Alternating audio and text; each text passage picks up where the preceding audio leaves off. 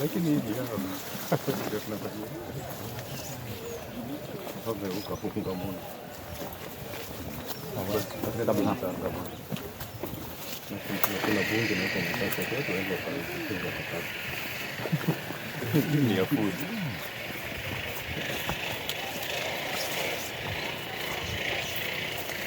Right. So a simple question. This one I'm not going to give any gifts because that's a simple question. So how can you call it? Would you call it a coffee bush, or rather would you call it a coffee tree? Bush? A shrub? I love that. Yeah? A tree that is trimmed. Ah, tree that is, okay. How about that one?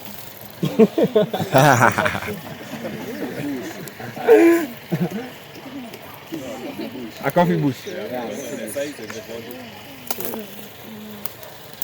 So he's going to stick with a coffee tree. Who thinks it's really a coffee tree? Let it grow through the tree. All right. Okay. It's both a coffee bush and a coffee tree. Reason behind that, it can go up to 3.5 meters. 3.5 meters. And we prune it, we cut it down to around 2 meters or 1.5.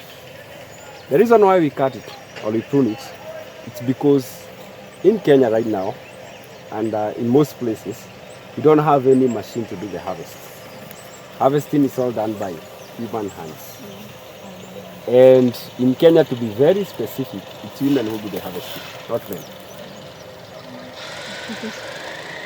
The next question will be why? Why only women? Why not men? Yeah? All right. So, I'm going to give this answer, then I'm going to see a reaction.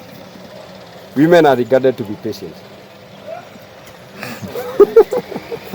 agree. I agree.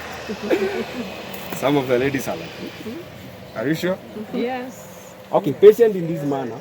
Patient in this manner. This is what we call,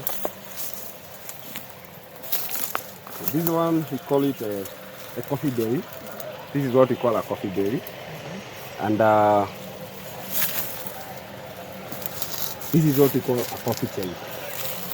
Coffee berry, coffee cherry. And the colors, usually you're going to first have some white flowers, some small flowers, white flowers, and which usually they have a lifespan of like only 2 weeks, and then wither and fall off. And when you visit any coffee farm, when there is the white flowers, if you try to like sniff it, you're going to have something like jasmine. Usually has a very good fragrance like jasmine. From there now you're going to have now the berries. From green, the color is going to be a little bit luminous or kind of yellowish. I hope you can be able to see in small portions, a little bit yellowish, luminous. Then from there it's going to be deep red. From deep red, it's going to be black in color. It's going to be blackish in color. The best time to do the harvesting, you can harvest at any given time. When it's green, when it's black, when it's red, when it's luminous, you can still do the harvesting. But if you want good and standard coffee, you should do the harvesting when it's deep red. That's when you call it a cherry. So most of us, or any coffee, any standard coffee, you're going to need the deep red cherries. So, and a coffee farm or the coffee bush lacks uniformity. There is no day you're going to find a coffee bush having all deep red cherries. You're always going to find, sometimes it will be black, like what I got here. So this is what I'm talking about. So sometimes it will be black in color, sometimes it will be green, sometimes it will be deep red. So now, once you're doing the harvest, you have to like pick it one at a time. So here it's where now the word patient comes in. So you need to harvest like one at a time. If you give some kind of task like this one to many men, should I end there? So they are like going to take like. Yes. Oh, so you agree.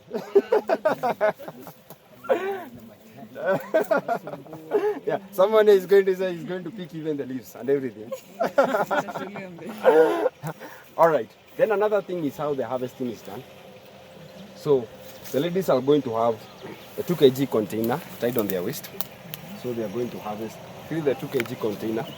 Then they are going to have the kiondo, a woven basket made of sisal. So the ropes will be on the forehead. Now the weight will lie at the back. So again, now in Kenya, of course, you know it's a taboo for a gentleman to carry the kiondo. Of course, explaining this to you now, it's not difficult. To him, it's like, okay, why? What's the big deal? So it's a taboo for a gentleman to carry the kiondo. So even if you have a young boy in the farm, helping the mom, and then you just make a joke like, carry the kiondo, the boy will be like, no, I'm not a girl. So you might find that often. So that is one of the reasons. We have 2 harvesting seasons in a coffee farm. So the first harvesting season is April, May and June. That's the first harvesting season like now. Then we have October, November and December. So actually it's our rainy seasons in Kenya. So we have the long rains and the short rains. So that's when we do the harvesting. We have what we call early harvest and late harvest. Like in April, you can call some harvesters to come and do the early harvest. You're going to harvest the deep red cherries for a few bushes. Then June, we have what we call late harvest. At that moment now, you can be able to do a massive kind of harvest. So that's how the harvest is. So in 1 year, you're going to harvest twice in this tree. Then the lifespan. A coffee tree can grow up to 120 years. 120 years. Something happens with age. It improves in quality, but quantity usually goes down. So as a farmer and a business person, to be able to enjoy quality and quantity, that's when now you employ what we call grafting. That's when you do now grafting. Whereby you're going to introduce a tender shoot to an old stem so that you can enjoy both quality and quantity. Most of the trees around here, they're around 65 to 75 years old. Yeah. And yeah, so, and there is something you can note. In the farm, you're not going to have some small standard coffee you drink. So for black and green, the mixture, you can do natural process. Natural process, it's going to be bitter. You need to add some flavors, vanilla and the rest, to improve the taste. Then we have the last one, which we call the honey process. Now the honey process, you'll need the deep red cherry, but you're not going to ferment it. So that kind of coffee is going to be a little bit sweet. And in Europe, you can sell it as a specialty coffee, the honey process, because it's going to have a unique kind of taste. So the ideal time to pick would be when they are all red. Or Yeah, only all pick only the red. All the red cherries, yeah. Okay, no, none of the green, none of the black. Okay, sometimes because human is to error, the ladies who are doing the harvesting, sometimes you find them, they have picked the green ones. So you're not going to like dump them. What you're just going to do, you're going to sort them, then you're going to sun dry and do the natural process. The wet process, you can be able to export. That is only what Kenya can be able to export. The natural process, you're going to sell it domestically. Meaning Ideal, yeah. the red cherry would be the best. Yeah, that's the standard coffee. Yeah. Right. So but this field has just been harvested, right? Because I only see green ones. Okay, right now we are in the month of, we are in May. So what happens ideally when it comes now to harvesting, the manager usually comes to the farm. Like right now we have 70 permanent employees in the whole farm. During the harvesting season, the farm now hires women to come and do the harvesting. And they are paid according to how they have been able to harvest. So throughout the 3 months which I've given, the manager will come and try to look at the farm. If almost all trees are around 65% red, that is when you call in for a harvest. So it goes in shifts. Yeah, it's not like you say like it's the month of June, that's when you're going to harvest. Like last year we had a prolonged drought. So we didn't have the second harvest. Yeah, we didn't have the second harvest. Yeah. So it's very regular when it comes to coffee. It's very regular. It's not something you can be able to like depict. You do harvesting at this moment and this moment. Yeah. Who loves mathematics?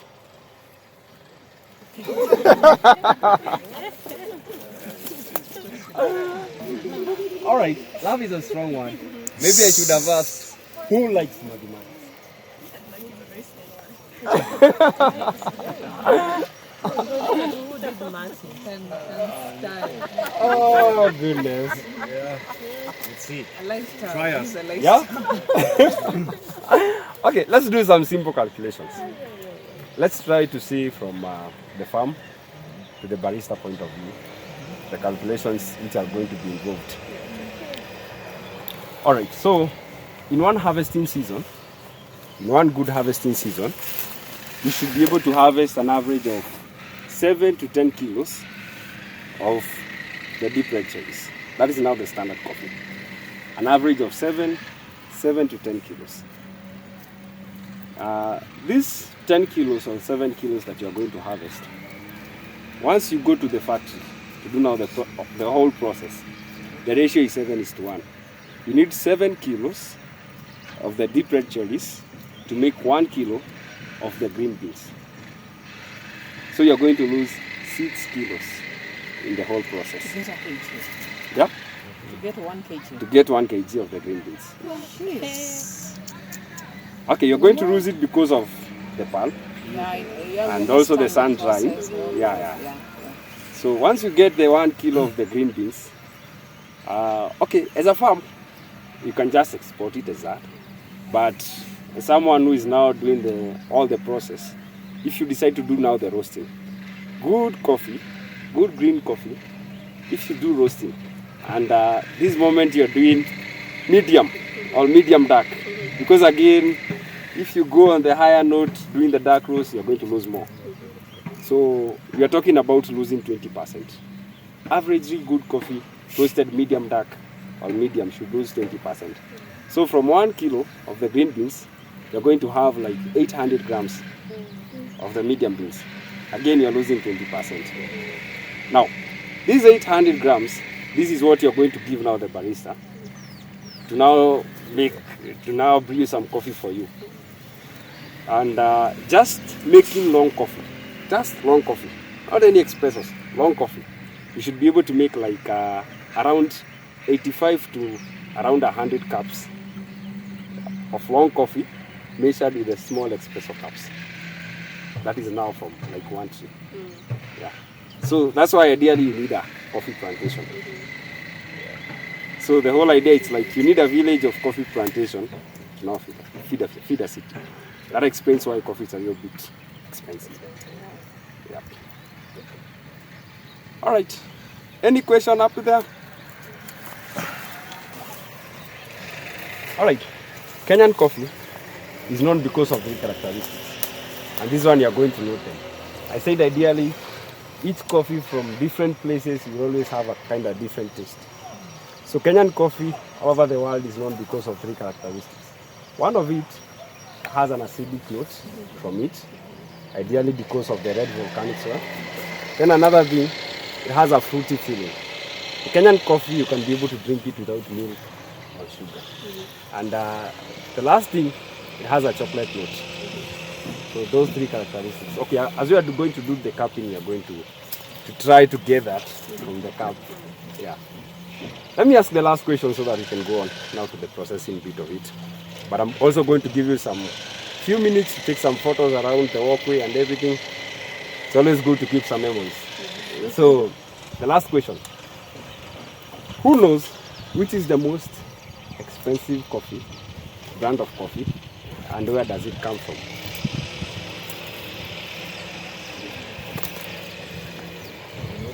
The origin is Australia.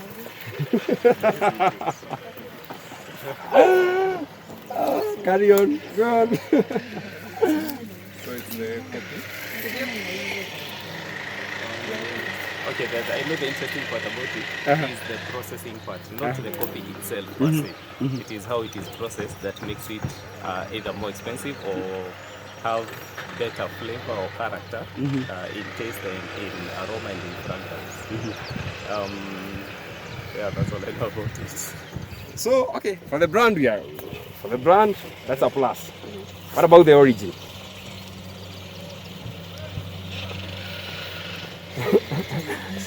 What do you think, sir? You look so proud, so I think it's Kenya. You're cheating. Okay. Kenyan coffee is good quality, yes. It's ranked number 3, but it's not the most expensive coffee. So the most expensive brand of coffee, you got it right, it's called Kopilwak. Kopilwak. Some people call it cat coffee. The origin is from Indonesia. It's from Indonesia. Yeah, it's from Indonesia. So this is what they do. They feed the Asian palm civet with the deep red cherries. So ideally, the pulping happens at the mouth, and then now fermentation at the stomach. So the poop, it's all now they are going to wash, sun dry, and process. So, and then they do argue, oh, this is marketing, at the stomach, the enzymes and everything, due to fermentation, makes it to have a very good flavor and taste. So that's just marketing. But that is the most expensive coffee they all have. To take it back, Indonesia grows Robusta or Arabica? Arabica. They have Arabica coffee. Predominant, Yeah. But they also do have some Robusta. Yeah. Most of the places, like South America, like Brazil, they have Arabica coffee, but also they do Robusta. How they do the segregation, they look at the elevation. They just look at the elevation. Where the place is highly elevated, they do Arabica. Where it's a little bit taller, they do Robusta. That's how they do it. Okay. On the same note, Mhm. you can give us a short, or maybe your thoughts on regions. Would coffee from Ethiopia have the same fragrance, that is dry smell, and aroma, that is the brewed wet smell? Would it have the same as if the same bush were planted in Kenya, in Kiambu, like now? No. The answer is no. Uh-huh. Because the first thing, the soil. The soil is cuts across. It's very ideal, the type of soil which you have. And then another thing, the elevation. Although now Ethiopia and Kenya, we are kind of the same elevation, almost at the kind of elevation. So I think the only difference will be the soil. Okay. So The only difference will be the soil. okay. Which one would be more better fragrance? Okay, it depends. It also depends because right now here we are, it's 1,200 meters. Right now here we are. Mount Kenya, where is also a coffee basket, it's 2,000. So you don't expect coffee from Kiambu and coffee from Mount Kenya to have the same kind of quality. They'll always differ. And when it comes to quality, even as I was saying, Kenya is ranked number 3 in terms of quality coffee. It keeps on shifting. It depends with also the rainfall that you had. It also depends with the practices of the farm. If you change, you should change something. What maybe you are doing ideally, like if you involve like irrigation in the farm, you are going to destroy that kind of coffee. If you are not doing that before and your coffee was being taken to coffee conferences and such. Yeah. So it's very irregular. That is what I'll just say. Okay, so initially you said in the 60s there were some diseases that were dealing with it. Yeah, CBD, we still have them. the leaf rust. So if, for example, you were to graft the current bushes that you have, it means you'll maintain the root system of the old Arabica that you had and introduce a new top, isn't it? Can you do that with both varietals? So you'd use the bottom is Arabica and the top being Robusta. Robusta does not get attacked a lot, isn't it? Okay, I'm getting what you're talking about. Okay, like ideally, in Kenya we have 5 varieties.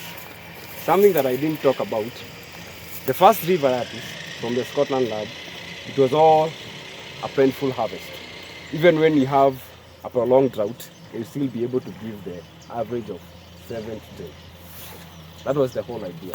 But now the 2 sets, that is Batian and 2011, the whole idea was they were immune to these 2 diseases. And now being immune, you can be able to do the grafting. But now you need also to make sure you you have a standard kind of notes from that coffee. That is what you look mostly for. That's why you're not advised to graft like everything from here and there. You're going to lose the standard of that coffee. You can do that for cupping purposes, but now you're going to lose the standard of that coffee. Are you treating the plant with pesticides or something? Yeah, you have to. Yeah. You have to. Only what you have to do is like 2 months before the harvest. 2 months before the harvest. Okay. Yeah. That is when we have like leaf last. Like now, right here where we are, in this farm, we have the 5. We do a brand of everything. We have the 5. And for you to be able to understand or to see that what I'm talking about, you can look at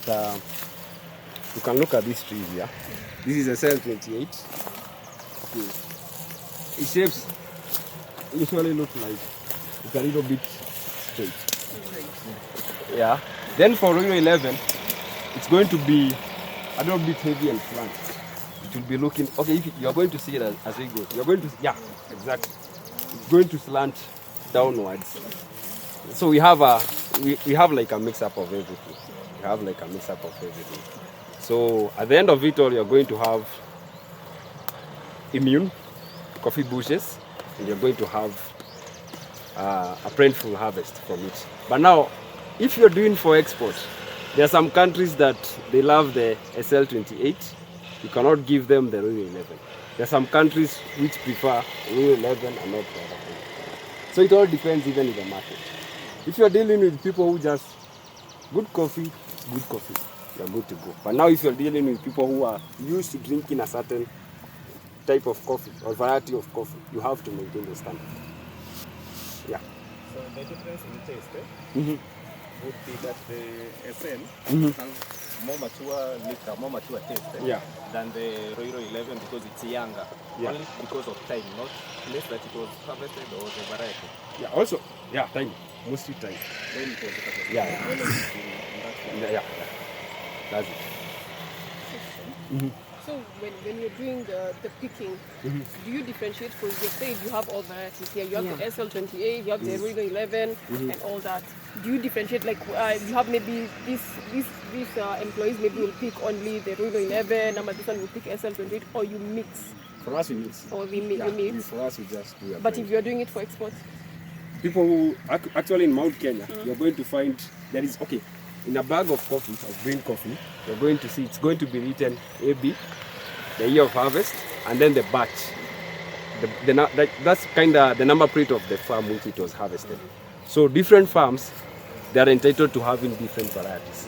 So you can have one region SL28, another region, but yeah, that's how it always goes. Yeah. Actually, in every year there is these coffee conferences, and then there will be the tasting of different varieties.